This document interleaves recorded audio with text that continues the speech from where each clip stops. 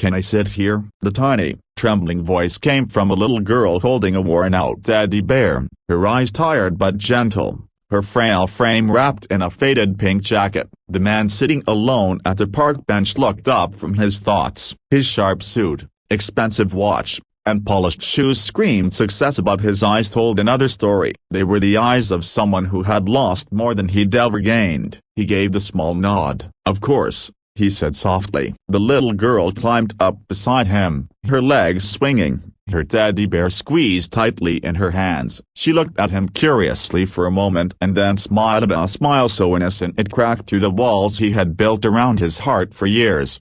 For a while, neither spoke. The autumn wind brushed past them, carrying the faint laughter of other children playing nearby. The man's gaze remained fixed on the distance, on nothing, really, until the girl spoke again. "You look sad," she whispered. "Are you sick too?" The question caught him off guard. He blinked, turning toward her. "No, a broken bar. No, I'm not sick," he said quietly. "Why do you ask that?" The little girl tilted her head, clutching her teddy. "Because my doctor says people who stare like that usually have something hurting inside," she said matter-of-factly, then smiled again. "Like me." He froze. "You're sick?" he asked gently. She nodded. "I have something bad in my blood. Mommy says it's called leukemia, but she also says angels help brave girls, and maybe one day I'll be okay." Her voice was so calm, so accepting, it broke him from the inside. He stared at her tiny hands, at the way her knuckles showed beneath pale skin, and something in his chest twisted painfully. For years, he had built a fortress of silence around himself. Ever since that rainy night when his wife died in a car crash. He was a CEO of one of the biggest companies in the city, a millionaire with everything but also a widower with nothing. The money couldn't fill the emptiness, the success couldn't erase the memory of her laughter. "Where's your mom?"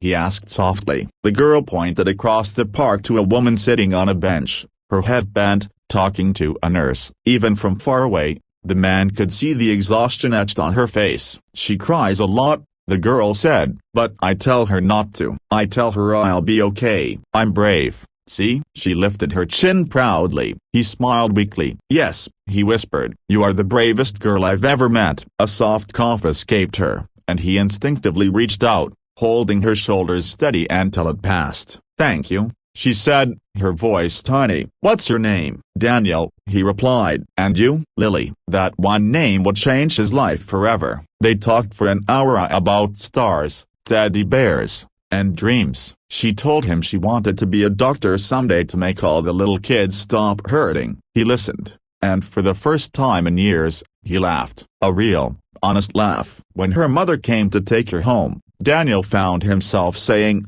"Wait." He reached into his pocket, took out a business card, and handed it to her mother. "If you ever need anything at all, please call me." Her mother hesitated, her eyes filled with both pride and pain. "Thank you, sir, but we'll be fine." He didn't press. But that night, he couldn't sleep. He kept seeing Lily's face, her courage, her tiny smile. He looked up her hospital in the morning and quietly arranged for her treatment to be covered in full. He didn't tell her. He didn't need to. Weeks passed, then months. Daniel began visiting Lily at the hospital. They'd talk for hours, build Lego castles, and share chocolate pudding cups. He found himself smiling again, feeling alive again. She called him Mr. D and said he was her favorite friend. One day, she asked him, "Do you have a daughter?" His throat tightened. "I used to have a wife," he said softly. "But she's with the angels now." Lily nodded solemnly. "Then maybe she's friends with the angels who help me." That night,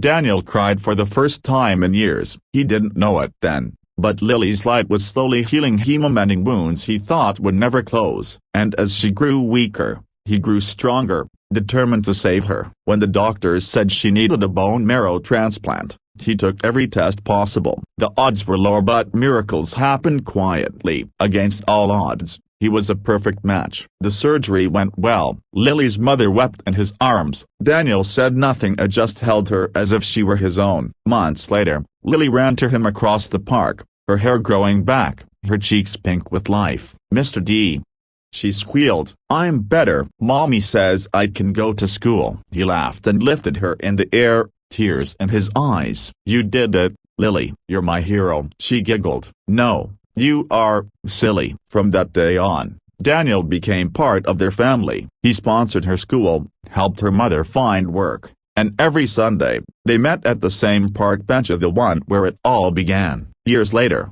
when Lily grew up and stood on stage as a doctor, she told the story of the sad man in the park who became her angel. The audience wept as she pointed toward the front row, where Daniel sat, older now but smiling with pride. "Because of him," she said, her voice breaking, "I learned that sometimes, angels don't have wings, they wear suits and carry briefcases." The crowd rose in applause, but Daniel only looked up at the ceiling, whispering, "We did it, love. We did it." That day, the park bench where they first met was engraved with words Lily chose herself.